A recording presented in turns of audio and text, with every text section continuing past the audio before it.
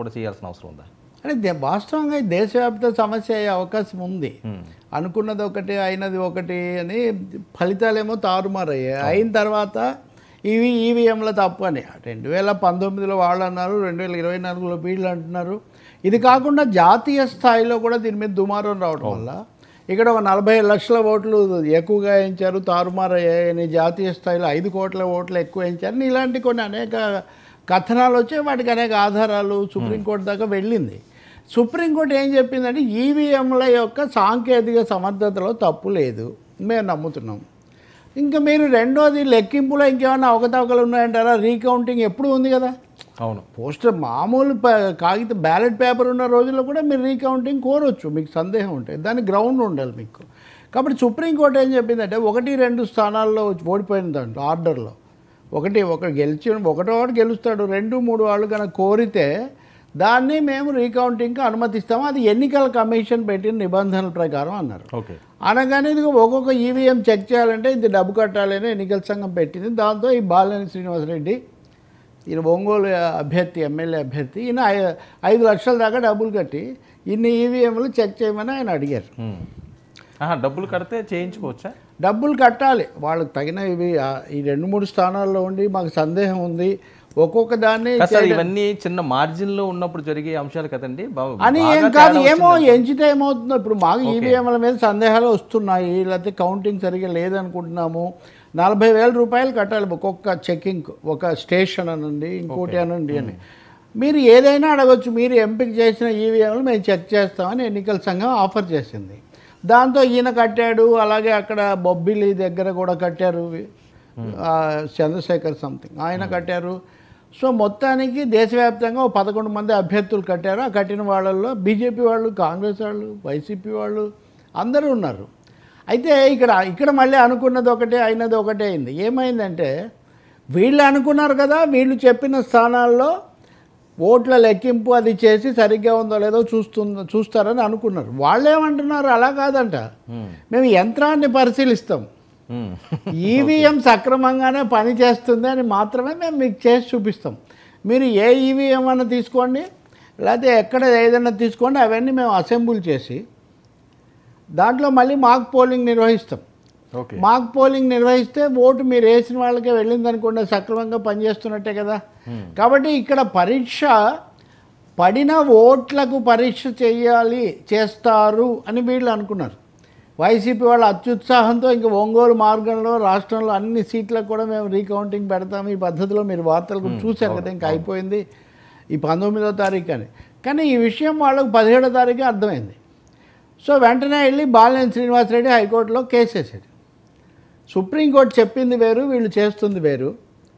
మీరు ఓట్ల లెక్కింపు వీవీఎంల రీకౌంటింగ్ చేయకుండా మీరు ఈవీఎంలను పరిశీలిస్తామంటే మాకేం ఉపయోగం అని ఎలక్షన్ కమిషన్ ఏమంటుందంటే, ఇప్పుడు ఇది వివరించాల్సిన అవసరం కూడా ఉంది. ఎలక్షన్ కమిషన్ ఏమంటుందంటే, మీరు మీ నియోజకవర్గంలో అన్నీ అక్కడ ఉంటాయి కదా ఈవీఎంలు, ఇదిగో దీంట్లో నుంచి మీరు సెంట్రల్ యూనిట్ తీసుకోండి, దీంట్లో నుంచి మీరు వీవీప్యాట్ తీసుకోండి, ఇది తీసుకోండి, ఇవన్నీ మీ కళ్ళ ముందే మేము రీఅసెంబుల్ చేస్తాం, చేసి మీరు మాక్ పోలింగ్ చేస్తాం. ఇది మామూలు ముందు చేస్తారు కదా మాక్ పోలింగ్, మీరు చూస్తారు కదా రిపోర్టర్, అలాగే ఇప్పుడు కూడా చేస్తాం, అది చూడండి ఆ యంత్రం సరిగ్గా ఉందంటే మీ ఎన్నిక సరిగ్గా ఉన్నట్టే అని వాళ్ళు అంటారు. ఇప్పటికి పడిన ఓట్లు గల్లంతయ్యాయని కదా మా ఫిర్యాదు. కాబట్టి ఇప్పుడు మాకు వీవీప్యాట్లు మళ్ళీ లెక్క పెట్టాలి, ఓట్లు వీవీప్యాట్లు సరిగ్గా ఉన్నాయో లేదో చూడాలి, అప్పుడు న్యాయం జరుగుతుంది. కానీ మీరు యంత్రాన్ని పరిశీలిస్తున్నారు, ఓట్లను కాదు.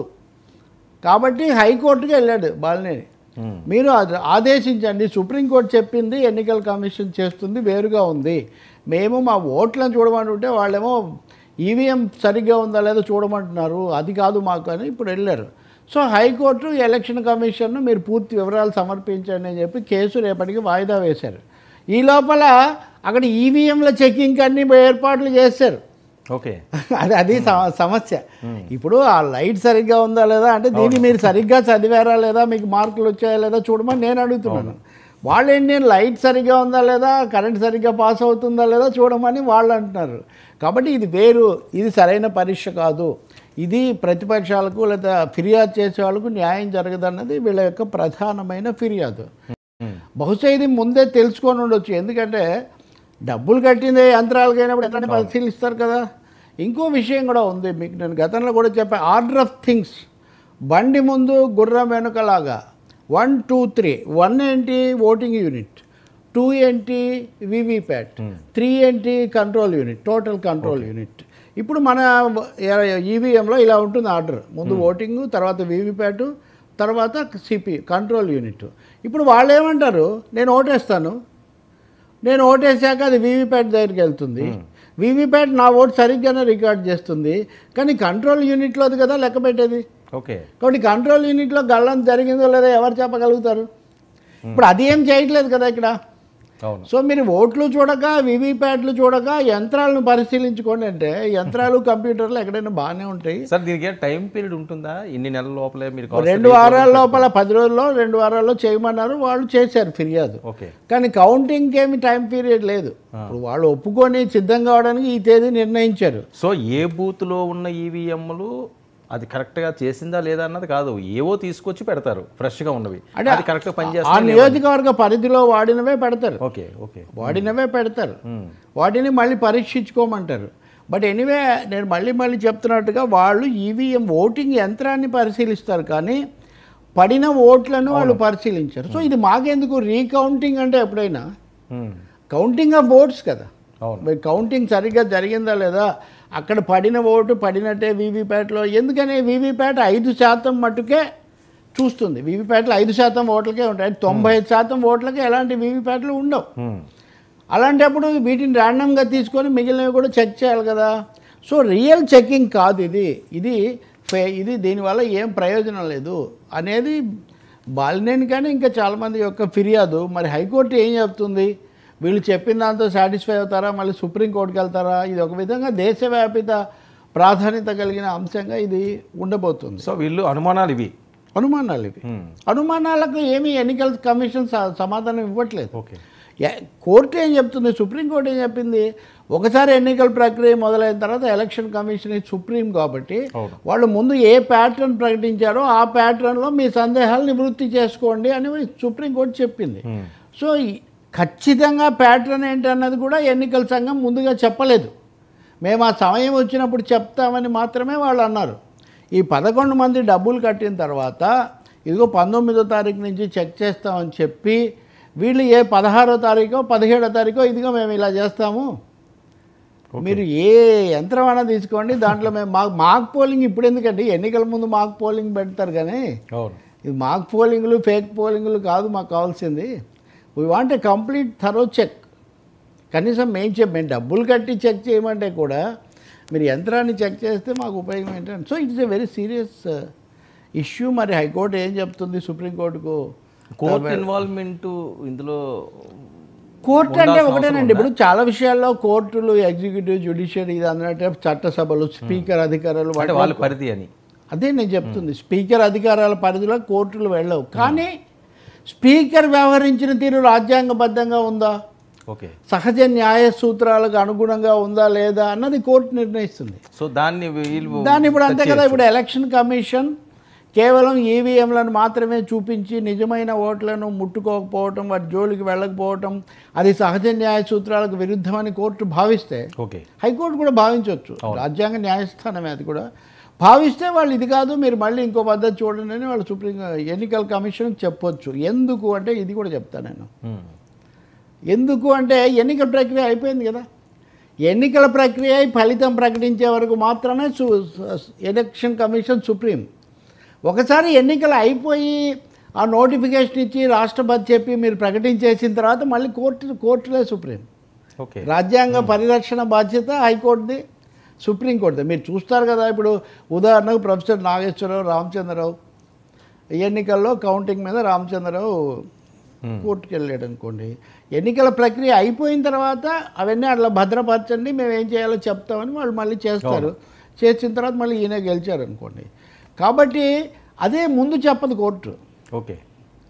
వాళ్ళ పని వాళ్ళు చేయాలి, చేసిన తర్వాత చక్కగా ఉందా లేదా చెప్తారు. ఇప్పుడు రీకౌంటింగ్ మీద వైఖరి తీసుకునేది, ఆదేశించేది కోర్టే. సో ఈ ఒక్క ఒంగోలు ఇష్యూ అనే కాదు, ఒంగోలు దేశవ్యాప్తంగా కూడా ఈ ఇష్యూనే తీర్పు కాదు మీద ఇది ఆధారపడి పెద్ద ఇష్యూనే ఇది. ఇప్పుడు వెదర్ ఎలక్షన్ కమిషన్ స్టాండ్ లేదా వాళ్ళు తీసుకున్న రీవెరిఫికేషన్ ప్రాసెస్ వాళ్ళు పెట్టిన సెట్ రూల్స్తో సుప్రీంకోర్టు సంతృప్తి చెందుతుందా లేదా, న్యాయ వ్యవస్థ సంతృప్తి చెందుతుందా లేదనేది మనం చూడాలి.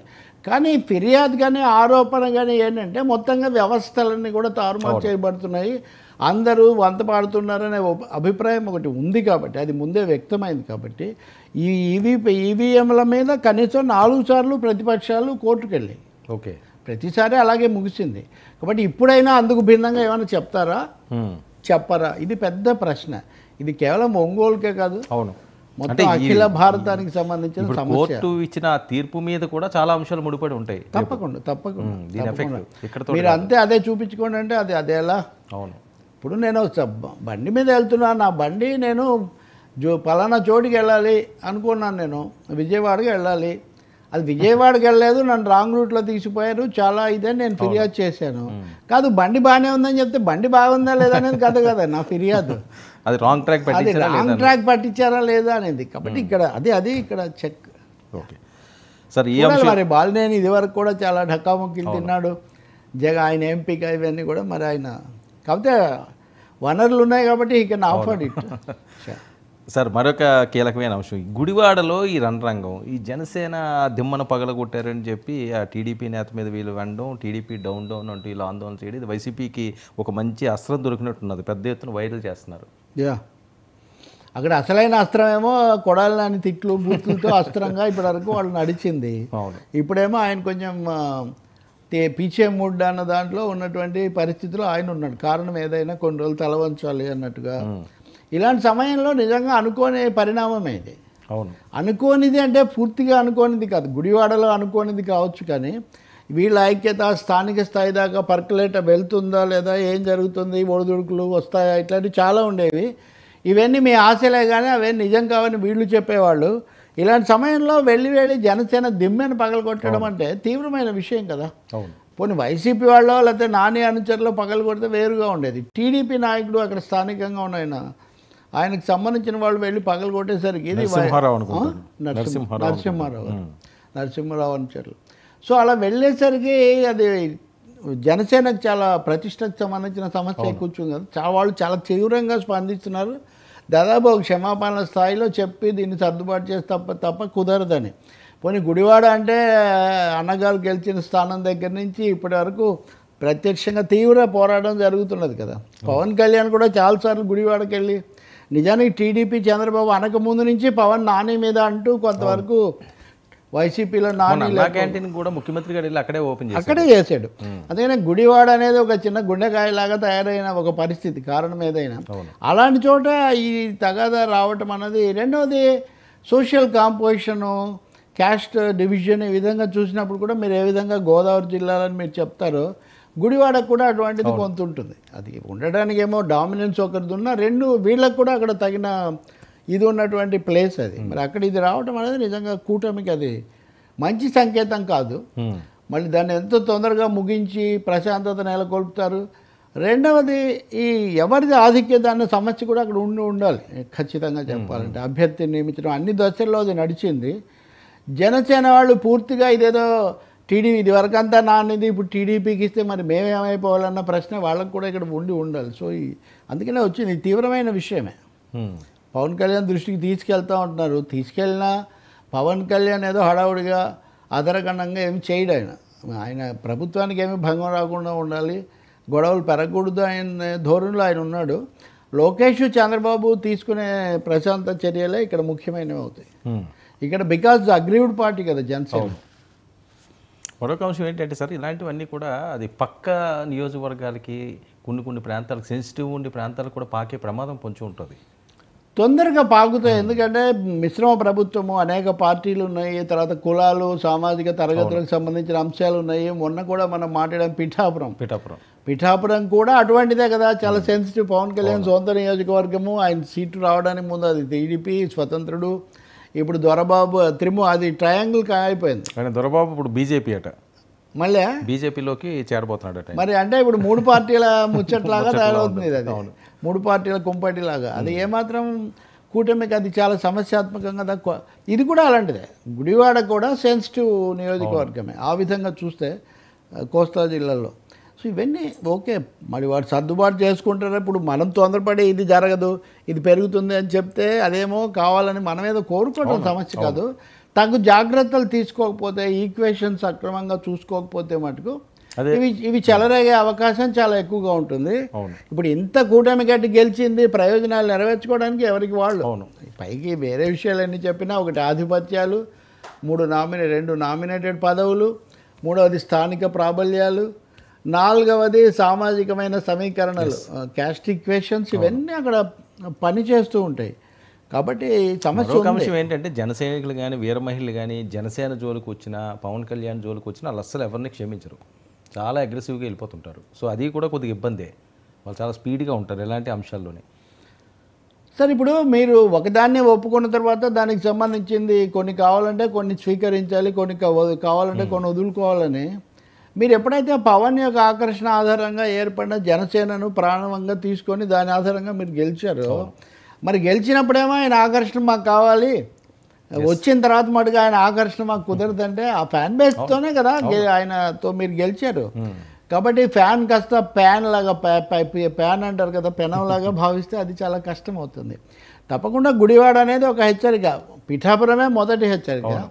ఇప్పుడు ఆయన వెళ్ళి బీజేపీలో కూడా చేరడం అంటే అది ఇంకా దానికి ఇంకో కొత్త ట్విస్ట్, 2 నుంచి 3 వేస్ ట్విస్ట్ ఇచ్చాడు ఆయన. ఇప్పుడు గుడివాడలో కూడా వచ్చింది. అందులో గుడివాడ లాంటి చోట చాలా యాక్టివ్గా బాగా నోరేసుకునేటటువంటి మనుషులు, ఒక పెద్ద బేస్ పెట్టుకున్నాడు కదా నాని, ఓడినా గెలిచినా. ఇలాంటి చోట ఇది రావటం బొత్తిగా రాకూడని చోట వచ్చిందనే భావించాలి. ఇది మరి ఏం చేస్తాడో పవన్ కళ్యాణ్ ఇలాంటివి చొరవ తీసుకుంటాడా లేదా అన్నది కూడా ముఖ్యమైన సంకేతం. ఎందుకంటే ఇలాంటివి అస్సలు ఉండకూడదు, సంపూర్ణ శాంతి మంత్రం అని ఆయన చెప్తారా, లేక ఎంతో కొంత నిలదొక్కోవాలి కదా, అసెట్ చేసుకోవాలి కదా, తెలుగుదేశమే సర్వస్వం అయితే ఇంక మన పాత్ర ఏంటి, కాబట్టి కొంతవరకు నడవని అనే వైఖరి తీసుకుంటాడా అన్నది కూడా ఇక్కడ భవిష్యత్తు కూడా ముఖ్యం కదండి. ఇప్పుడు ఏదో గెలిచామని కాదు, అంతే కదా, ఉండాలి కదా భవిష్యత్తు, తన సొంత పార్టీలో విశ్వాసం నిలబెట్టుకోవటం, అనుయాయులను అలాగే ఉండటం, ఆత్మగౌరవం అనే ప్రశ్న కూడా వస్తుంది కదా. ప్రతిసారి మనమే తగ్గాల, ఇలాంటివి కూడా వస్తాయి మిశ్రమ అయితే, అంతే కదా. వాళ్ళు వచ్చి దిమ్మె పగలగొట్టడం ఏంటి, వాళ్ళు సారీ చెప్పాలి కానీ ఇంకోటి అన్న పద్ధతిలో ఇందులో ఎవరికి తోచిందో వాళ్ళు మాట్లాడుతుంటారు కదా. ఇక్కడ ఉన్నంత ప్రశాంతంగా అక్కడ ఉండదు కదా, ఒక టెన్షన్. ఈ టెన్షన్ ఇంటర్నల్ టెన్షన్. సో కాబట్టి అది డబుల్ టెన్షన్ అయిపోతుంది ఇప్పుడు. అవును సార్, అన్ని అంశాలు ఎలాగుంటే ఈ దువ్వాడ ఎపిసోడ్ ఏంటి సార్, అది రోజుకు ఒక ట్విస్ట్. 13 రోజులు అయింది ఆవిడ అక్కడే ఉంటారు, ఏదో 41 నోటీసులు ఇచ్చారట, పిల్లల కోసం నేను తగ్గుతాను, మీరు ఏం చెప్తే అది వింటాను అంటారు. ఆయనేమో ఇంకెంత రోడ్డు మీద పెట్టి ఎంత రచ్చ చేసిన తర్వాత నేను వినేది ఏంటని మాట్లాడే పరిస్థితి. సో ఆయన వేరే వ్యక్తి అయితే దీని గురించి మనం పెద్దగా ప్రస్తావించిన అవసరం లేదు. బాధ్యతాయుతమైన ఎమ్మెల్సీ స్థానంలో ఆయన ఉన్నాడు ఒక రాజకీయ పరంగా.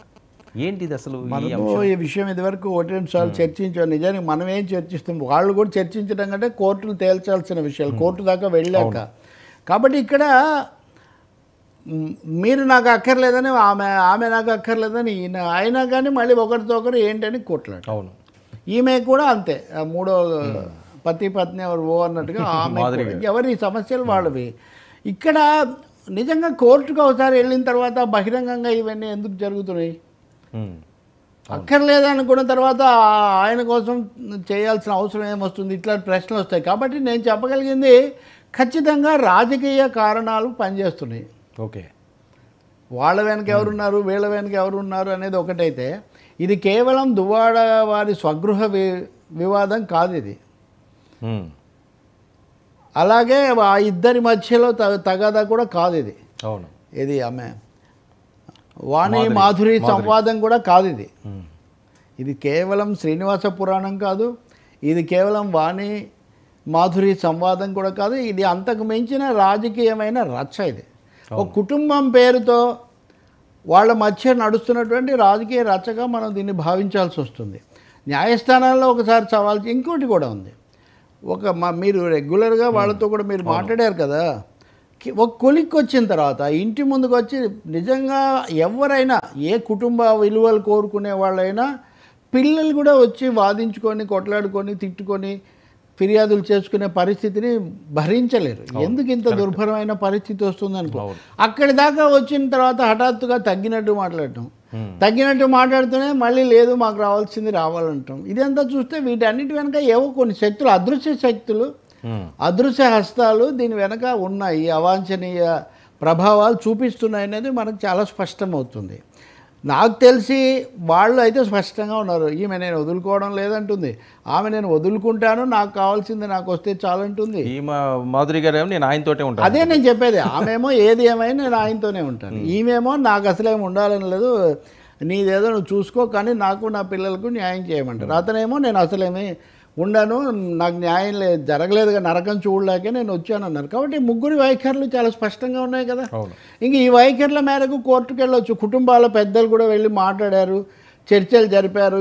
ఇవన్నీ బహిరంగ చర్చలే, ఇంక ఇందులో ఏమీ దాపరి. ఇంత అయిన తర్వాత ఎందుకు ఇది సాగదీయబడుతుంది? దీన్ని సాగదీయడం వెనుక ఎవరి ప్రయోజనాలు మిడి ఉన్నాయి, ఎవరికి ఉపయోగపడతాయి, ఇది పెద్ద ప్రశ్న. కాబట్టి మధ్యలో వైవి సుబ్బారెడ్డి కూడా ఒకసారి అటు నుంచి మాట్లాడారు, ఇటువైపు నుంచి కూడా టీడీపీ నాయకులు మంత్రులు కూడా కొంతమంది మాట్లాడారు. నిజంగా ఆమెమే ఆ పార్టీ కాకపోయినా. అందుకని నేను అనుకోవటం ఏంటంటే అటు ఇటు ఉన్న రాజకీయ శక్తులు కూడా ఈ సమస్యను వాళ్ళ సమస్యగా చేసి పరిష్కరించుకొనిస్తే చాలా మంచిది. ఎక్కడైనా సరే మహిళల గౌరవం కాపాడబడాలి, కుటుంబం యొక్క సంబంధాలు కూడా గౌరవంగా ఉండాలి అని మనం కోరుకుంటాం. శ్రీనివాస్ అనే ఆయన కూడా మాటకారి, యుద్ధాలు చేస్తాడు, అన్నీ కూడా చేస్తాడు. కాబట్టి ఆయన కూడా దీన్ని ముగించడంలో తన యొక్క భవిష్యత్తుకు సంబంధించి కూడా బాధ్యత ఉంది అన్న అంశాన్ని కూడా గుర్తించాలి. మిగిలిన ఇద్దరికంటే ఆయన బాధ్యత కూడా చాలా ఎక్కువ ఉంది కదా, బికాజ్ స్టేక్స్ ఆయనవి. ఇంకా మిగిలిన రాజకీయ అంశాలు, ఆర్థిక అంశాలు ఉంటే అవి ప్రభుత్వం వారు, పోలీసు వారు కూడా ఎందుకు స్పష్టమైన వైఖరి తీసుకోవట్లేదు? అవును, అదే పోలీసులు కూడా ఎందుకు ఒక వైఖరి వాళ్ళు కూడా అనుమతిస్తున్నారు. కాబట్టి నేను అంటున్నాను, అనేక అదృశ్య ప్రభావాలు, మనకు కనబడని ప్రభావాలు అనేకం దీంట్లో పనిచేస్తున్నాయి. ఇంకా అవి పనిచేస్తున్నంత వరకు ఇది చల్లారదు. ఇది ఇలాగే ఉండడం పట్ల కొంతమందికి వెస్టెడ్ ఇంట్రెస్ట్ అంటారే. కాబట్టి అక్కడ చాలా ఆజానుభావుడైన అచ్చెన్నాయుడు గారి ఇలాకా అది. అవును, ఈ శ్రీనివాస్ ఒకప్పుడు వైసీపీ వీళ్ళు అనడం ఏంటంటే ఆయన ఏదో సస్పెండ్ చేయాలంటారు, ఎమ్మెల్సీ నుంచి తీసేయాలంటారు, జగన్ స్పందించాలంటారు. ఇప్పుడు కుటుంబ కలహాలను మళ్ళీ రాజకీయ పరంగా మీరు అన్నట్లుగా ఉన్నది, ఇందులో ఏవో జరుగుతుంది ఇన్సైడ్. అంతే కదా. ఇప్పుడు ఆయన దీంట్లో ఉంది, నిజంగా సస్పెండ్ చేస్తారంటే పార్టీలు కొన్ని సందర్భాల్లో ఇది మరీ మాకు ఎబ్బెట్టుగా తయారైంది, మాకు శిరోభారంగా ఉంది, డైవర్షన్ అయిపోతుందని వాళ్ళు వ్యవహరించవచ్చు. కానీ ఎప్పుడైతే ఇటువైపు నుంచి కొన్ని రాజకీయ శక్తులు కనిపిస్తున్నాయో అటువైపు వాళ్ళు చెయ్యరు కదా, ఖచ్చితంగా దాన్ని వాళ్ళు ముందుకు తీసుకొస్తారు. సో ఇదంతా కూడా చాలా దారి తప్పిన వ్యవహారం. ఇది దారి తప్పిన వ్యవహారం. ప్రజలకు దీంతో ఏమాత్రం కూడా సంబంధం లేదు. ఇందులో ఏ ఒక్కరు కూడా, అందరూ కూడా రెండు రకాలుగా మాట్లాడుతున్నారు. అవును, అదే ఈచ్ క్యారెక్టర్, ఇందులో ఉన్న 3-4 క్యారెక్టర్స్ కూడా ఒక ఇటు తిరిగినప్పుడు ఒకటి మాట్లాడుతున్నారు, అటు తిరిగినప్పుడు ఒకటి మాట్లాడుతున్నారు. మాకు అక్కర్లేదంటారు, మళ్ళీ మమ్మల్ని తీసుకోవడం లేదంటారు, నేను చూడమంటున్నారు, అక్కడే ఉంటున్నారు. మిమ్మల్ని నేను ప్రేమిస్తున్నానమ్మా అంటున్నాడు తండ్రి కూడా, మళ్ళీ పిల్లల మీద కూడా కామెంట్స్ చేస్తున్నారు. కాబట్టి నా ఉద్దేశం ఇక్కడ ఏ ఒక్కరికంటే ఎక్కువగా దువ్వాడ శ్రీనివాస్ దీన్ని ముగించడానికి ఒక స్టాండ్ తీసుకోవాల్సిన బాధ్యత ఆయన మీద చాలా ఎక్కువగా ఉంటుంది. బికాజ్ ఆయన పబ్లిక్ లైఫ్లో కూడా ఉన్నాడు కాబట్టి. వాళ్ళిద్దరు కూడా వైసీపీయే కదా, ఆ మాటకు వస్తే యాక్షన్ తీసుకోవాల్సి వస్తే వైసీపీ ముగ్గురు మీద కూడా తీసుకోవాలి కదా. పైగా వైసీపీ తీసుకుంటుందా లేదా అన్నది టీడీపీకో మీకో నాకో రాజకీయంగా ఏ విధమైన బయటి వాళ్ళకి ఏం సంబంధం? బయటి వాళ్ళకి ఏం సంబంధం అంటే ఒక కుటుంబంలో ఈ కలహం రేగడము, అది బహిరంగ వివాదం కావటము, కొన్ని వికృతమైన లేదా బాధాకరమైన అవాంఛనీయమైన వినాల్సి రావటం. కానీ ఉత్సాహంగా ఉన్నట్టున్నారు. ఆమె మాట్లాడేది చూస్తే అన్ని ఛానల్స్కి వెళ్ళి ఒక ఛానల్ ఆయన అయితే అదే మనకి పేరు చెప్పండి కానీ పాటలు పాడండి, ఎట్లయినా 4 చరణాలన్నా పాడండి, 2 మాటలనండి, ఆ డైలాగ్ అన్నా చెప్పండి. ఏంటండి ఎందుకోసం చేస్తున్నారండి ఇవన్నీ? మీడియా పాత్ర కూడా లేదు దీంట్లో. పార్టీల పాత్ర, కుటుంబాల పాత్ర, వ్యక్తుల పాత్ర పక్కన పెట్టి మీ మా వైఖరి చెప్పండి, మీ బాధ చెప్పండి అని అడగడం వేరు. మీరు పాట పాడండి, స్టెప్పులు వేయండి. ఇప్పుడు ఎవరైనా కానీ స్టెప్పులు వేసే పరిస్థితి అండి ఇది. అవును, అదే మాట వీళ్ళిద్దరిని అడగమనండి. అంటే మీడియా అనే మిగతా 3 ఉన్నారు కదా, there are 3 in the dispute, 3 sides. వీళ్ళని అడగమనండి. అంటే మనుషుల యొక్క ఏమనాలి, వాళ్ళ చాపల్యాలు అనండి, లేకపోతే అపరిపక్వతనండి, లేకపోతే వాళ్ళున్న ఇబ్బందికరమైన పరిస్థితిని ఉపయోగించుకునే ధోరణి తప్ప ఐ థింక్ మీడియా కూడా, సోషల్ మీడియా కూడా ఈ లిమిట్స్ దీనికి ఉన్న లిమిట్స్ను గుర్తించాల్సిన అవసరం ఉంది. న్యాయస్థానాలు పోలీసులు ఎంత తొందరగా దీంట్లో చర్య తీసుకుంటే అంత మంచిది. ఓకే సార్, ఏంటి అక్రమ డిపాజిట్ల కేసు మార్గదర్శికి ఆర్బీఐ షాక్. రామోజీరావు గారు పోయిన ఈ మార్గదర్శి అనే అంశం అన్నది ఇంకా లైమ్లైట్లోనే ఉంటున్నది. అంటే రెండు అంశాలు అండి. ఇప్పుడు అది వరకు ఈ కేసు నడిచింది, ఉండవల్లి అరుణ్ కుమార్ వేసిన కేసు. ఆయన దీన్ని బయటికి తెచ్చాడు. రాజశేఖర రెడ్డి ప్రభుత్వం ఉండగా తెలంగాణ హైకోర్టులో అప్పుడు ఉమ్మడి రాష్ట్రమే కేసు వేస్తే దాన్ని తెలంగాణ హైకోర్టులో గుట్టు చప్పుడు కాకుండా ముగించారు అన్నది ఉండవల్లి కేసు. దాని మీద ఆయన సుప్రీంకోర్టుకి వెళ్ళాడు. సో సుప్రీంకోర్టు మళ్ళీ మీరు మొత్తం సమగ్రంగా చేయండి, మీరు చేసింది సరిగ్గా ఉన్నట్లేదని సుప్రీంకోర్టు మళ్ళీ వేసింది. కాబట్టి రామోజీరావు గారికి మనం నివాళి అర్పించాము, లేదా తప్పు అన్న వాళ్ళని కూడా సరికాదన్నాము. సో రామోజీరావు గారిని గౌరవించటము, రామోజీరావు గారి మీదకి అనవసరంగా ఒక పోలీసులు పంపి ఎక్కువగా చేయటం అది పొరపాటు కావచ్చు. కానీ చట్టబద్ధంగా సుప్రీంకోర్టు పంపిస్తే, హైకోర్టు విచారిస్తే, దేశంలో అత్యున్నతమైన రిజర్వ్ బ్యాంక్ వచ్చి అక్కడ ఒక అభిప్రాయం చెప్తే దాన్ని మనం లెక్కలోకి తీసుకోవాలి కదా. రిజర్వ్ బ్యాంక్ ఏం చెప్పింది? 1997-2006 మధ్య మార్గదర్శి కంపెనీ డిపాజిట్లు సేకరించడం చట్ట విరుద్ధమే. ఎందుకంటే సెక్షన్ 45S ప్రకారము అసోసియేషన్ ఆఫ్ పర్సన్స్ అంటే వ్యక్తుల యొక్క సముదాయము పబ్లిక్ డిపాజిట్లు సేకరించే అధికారం లేదు. వ్యక్తుల సముదాయం పెట్టుబడులు పెట్టుకొని వ్యాపారాలు చేయొచ్చు, ఒప్పందాలకు రావచ్చు, కానీ పబ్లిక్ నుంచి డిపాజిట్లు సేకరించడానికి అధికారం లేదు. హిందూ అన్డివైడెడ్ ఫ్యామిలీ, హిందూ అవిభక్త కుటుంబంగా ఉన్నటువంటి మార్గదర్శి కూడా వ్యక్తుల సముదాయం కిందకే వస్తుంది. కాబట్టి డిపాజిట్లు తీసుకోవడం అనేది చట్టం ఒప్పుకోదు అని రిజర్వ్ బ్యాంకు తాజాగా చెప్పింది. పాత విషయాలు వదిలేద్దాం, రామోజీరావు ఉండవల్లి లేదా జగన్ ప్రభుత్వం ఉండగా అవన్నీ పక్కన పెట్టదు. ఇప్పుడు లేటెస్ట్ అది. దాని మీద దీన్ని కొన్ని పత్రికలు వార్తలే వేయవు. ఇప్పుడు మనం మీడియా అందరూ అన్నప్పుడు వెయ్యాలి కదండి. వేసిన తర్వాత తప్పో ఒప్పో మనం చెప్పొచ్చు. కాబట్టి ఇప్పుడు high court ball is in the high court, court of the high court. Reserve bank వైఖరి స్పష్టం. కానీ ఇక్కడ తేడా అంతా ఎక్కడ వస్తుందంటే, ఒకటి ఆయన పట్ల అంత వెంటపడ్డం ఎందుకు, కోర్టులో తేల్చుకోవచ్చు కదా అనేంతవరకు ఓకే. కానీ కోర్టు గురించిన వార్త కూడా ఈగిపోతే మనం ఏం చేస్తాం? ఇప్పుడు ప్రాబ్లం ఏమొస్తుంది? అంతకుముందు మూసేసిన దాన్ని కేసీఆర్ ప్రభుత్వం తెరవలేదు, చంద్రబాబు నాయుడు ప్రభుత్వం తెరవలేదు, జగన్ ప్రభుత్వం చాలా ఆలస్యంగా రంగంలోకి దిగి దీన్ని కొనసాగించింది. కాబట్టి ఇప్పుడు చంద్రబాబు ప్రభుత్వానికి ఏం ఆసక్తి ఉంటుంది? ఇప్పుడు ఆర్బీఐ చెప్పిన ప్రకారం ఈ కేసును తిరగదోడి విచారణ కోసం దర్యాప్తు చేయాల్సిన బాధ్యత ఎవరిది? చంద్రబాబు నాయుడు ప్రభుత్వం. చంద్రబాబు నాయుడు ప్రభుత్వం ఆ పాత్ర నిర్వహిస్తుందా అన్నది ఇక్కడ కీలకమైన ప్రశ్న. ఇంకొకటి, రామోజీరావు గారు ఆయన మీడియా సామ్రాజ్యము లేదా పెట్టుబడులు, ఫిలిం సిటీ, వీటికి సంబంధించి ప్రశంసలు చేయటము, నివాళులు అర్పించడం ఒక తీరు. కానీ అసలు ఈ కేసులన్నీ కూడా కేసులే పొరపాటు అన్న పద్ధతిలో మాట్లాడడానికి కూడా ఎవరికీ హక్కు లేదు. సో ఇప్పుడు హైకోర్టు ఆదేశాలు ఏమిస్తుంది? ఇప్పుడు హైకోర్టు అందరినీ సమాచారం ఇవ్వండి అని అడిగి చెప్పింది. కాబట్టి మరొకసారి డిపాజిట్ల కేసు మళ్ళీ వస్తుంది. కాకపోతే ఇక్కడ ఈ కేసు ముగిసిపోయింది. మార్గదర్శి వాళ్ళు ఏమంటారు? ఈ ఫిర్యాదు వచ్చాక మేము అప్పో చేసి వాళ్ళ డిపాజిట్దారులందరినీ కట్టేశాం, కాబట్టి ఆ కేసు ముగిసిపోయింది అని కాదు. మీరు తర్వాత కూడా మీ చిట్స్ను కూడా అట్లా మళ్లించారని వీళ్ళు అప్పుడు ఉన్న గతంలో సిఐడి వాళ్ళు ఆరోపించారు. సో ఈ సమయంలో ఏం జరుగుతుంది? కనీసంగా సిఐడి అయినా లేక ఇతర దర్యాప్తు సంస్థలైనా కానీ ప్రభుత్వం అయినా దీని మీద ఆసక్తి చూపిస్తుందా లేదా అన్నదైతే ప్రభుత్వం చాలా సూటిగా వ్యవహరించాల్సిన అవసరం ఉంది. అంటే కక్ష సాధింపు తప్పు, కానీ చట్ట సంబంధమైన వివాదాలు పరిష్కరించడం, విచారించడం తప్పు కాదు. ఆర్బీఐ సూటిగా వచ్చినందుకు మనం ఇంకోటి కూడా చెప్పాలి. బెంగాల్లో, బీహార్లో, ఒరిస్సాలో చాలా చోట్ల ఇట్లాంటి కేసులు వచ్చాయి. అందుకని గౌరవం వేరు, శాసనం వేరు. సార్ మరొక ముఖ్య అంశం, మోదీ వైసీపీ వాళ్ళు దీని మీద చాలా ఆనందంగా ఉన్నారు. ఇప్పుడు రామోజీరావు కూడా ప్రాణాలు ఆయన కన్ను మూశారు. అయితే ఆమె ఉన్నారు ఎండీగా, శైలజా కిరణ్ గారు ఇదివరకు కూడా ఉన్నారు, ఆమె ఇప్పుడు కూడా కొనసాగుతున్నారు. మరి ఏం చేస్తారు? ఇంతవరకు వాళ్ళు ఏం స్పందించాల్సిన అవసరం కూడా ఉంది. కేసు తిరగదోడబడిందా లేదా, తమ ఏం చేయబోతున్నారు అని చూడాలి. ఓకే సార్, మోదీ చంద్రబాబు గారు భేటీ, ఈ పోలవరం ఫైల్స్ రగడ ఏం జరుగుతుంది సార్? అసలు చాలా ఫైల్స్ పోతున్నాయి, రోజుకో ఫైల్స్ అంటున్నారు, తగలబెడుతున్నారు అంటున్నారు. యా మనకు మామూలుగా నిత్యాగ్నిహోత్రం అని ఉంటుంది.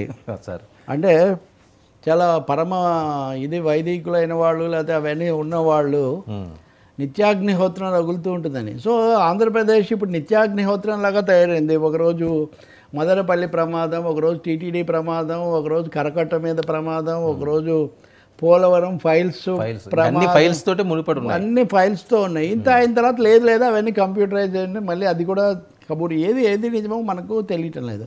పోలవరం దాని మీద నిన్న అంబటి రాంబాబు సంబంధిత మాజీ మంత్రి, ఈరోజు చల్లబోయిన వేణుగోపాల్ కూడా కృష్ణ కూడా ఇద్దరు కూడా మాట్లాడారు. సో ఫైల్స్ తగలబెట్టారు అన్నారు, ఏమీ అవ్వలేదు అని వాళ్ళు అంటారు. కానీ ఎవరిది బాధ్యత కీలకమైంది? ఇప్పుడు మొన్న నిమ్మల రామానాయుడు ఢిల్లీ వెళ్ళిన తర్వాత మేము డయాఫ్రమ్ వాల్ మొత్తం తిరిగి కట్టమన్నారు, తిరిగి కడతాము, ఆ కాంట్రాక్టర్ కంటే ఐ థింక్ మేఘా వాళ్ళకండి అది మేము అప్పగిస్తాము అని వాళ్ళు ప్రకటించేశారు. ఇక్కడ ప్రశ్న ఏంటంటే కాంట్రాక్ట్ కంపెనీ సమస్య ఒకటి, రెండోది డబ్బు ఒకటి. ఈరోజు చల్లబోయిన వేణుగోపాలకృష్ణ ఏం చెప్తున్నాడు, 2018లోనే డయాఫ్రమ్ వాల్ దెబ్బతింది, దీనికి అప్పుడున్న ప్రభుత్వాందే కదా బాధ్యత, మాదేముంది, వాళ్ళ నివేదిక చూడండి, అందులో డయాఫ్రమ్ వాల్ అప్పుడే దెబ్బతిందని అందులో ఉందని వాళ్ళు చెప్తున్నారు. ఇప్పుడేమో ఫైళ్ళే తగలబడిపోయాయి అన్నారు. కాబట్టి ఇదంతా శుద్ధ దండగండి. ఈరోజే సిపిఎం నాయకుడు బివి రాఘవులు ఒక లేఖ రాశాడు చంద్రబాబు నాయుడు. ఆయన ఈ విషయంలో రాజశేఖర రెడ్డి ఉన్నప్పటి నుంచి కూడా ముఖ్య పాత్ర దాన్ని అధ్యయనం చేస్తూ ఉన్నాడు. అసలు మీరు ఆ పునరావాసము దాన్ని కాపాడము తప్పొప్పులు చూడకుండా వాళ్ళు వీళ్ళు ఎవరి హయాంలో జరిగింది, ఏ కాంట్రాక్టర్ను పెట్టాలి, ఇదేనా గొడవ ఎంతసేపటికి అని. సో మోదీ దగ్గర కూడా ఇవే విషయాలు వచ్చినట్టుగా ఉన్నాయి. అసలు మోదీకే అప్పగించండి, ఈ గొడవ ఎందుకు, మోడీయే కదా కట్టాలి. కానీ ఆయన ఏం కమిట్ అవ్వలేదు. అవకాశం కూడా ఉంది జాతీయ ప్రాజెక్ట్ కాబట్టి ఆయన్ని చేయండి. కాబట్టి ఇప్పుడు ప్రపంచ బ్యాంక్తో మీరే మాట్లాడి అప్పు అరేంజ్ చేసుకోవాలి. ఓకే. కాబట్టి మోదీ ఏం చెప్పారనేది ఇప్పటికీ బయటికి రాలేదు, అది కూడా మీరు చూడండి. అంటే Modi still playing with Andhra